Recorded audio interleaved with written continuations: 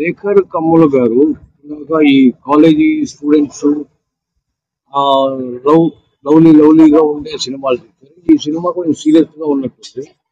మరి దీన్ని ఎట్లా ఆయన ట్రీట్మెంట్ ఇచ్చుంటారు?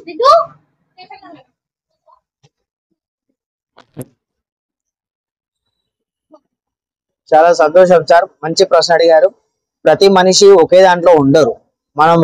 మనం తినే రోజే మార్నింగ్ టిఫిన్ చేస్తాం. ఆ టిఫిన్ లో 4-10 రకాలు ఉంటాయి. రోజుకో రకం తింటాం. మధ్యాహ్నం ఒకటి తింటాం, రాత్రి ఒకటి తింటాం. అట్లనే ప్రతి మనిషిలో రకరకాల టాలెంట్లు ఉంటాయి. గతంలో ఏదో సినిమాలు తీశారని చెప్పి ఆ సినిమానే ఉండే కదా, ఆ సినిమాని అలా చూపించాడు. ఈ సినిమా వరకు ఆయన చాలా కాలం రాసుకొని తయారు చేసినటువంటి సినిమా.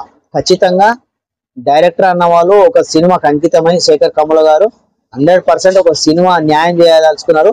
ఆయన మెయిన్ నాకేం అర్థమవుతుంది ట్రైలర్ చూస్తే అంటే, ఒక సామాన్యుడు తన జీవితం తాను గడుపుతున్నప్పుడు, తనంతలు తాను ఉన్నప్పుడు ఎవరో డబ్బున్న వాళ్ళు, పవర్ ఉన్న వాళ్ళు వచ్చేసి చాలా ఇబ్బంది పెడితే సామాన్యుడు ఎలా ఎదుర్కొంటాడు, వాళ్ళకి ఎలా బుద్ధి చెప్తాడు అనేటటువంటి ఆయన ఎక్కడ స్టోరీ చదివాడు, ఏదో ఒక స్టోరీ ఇంటారు.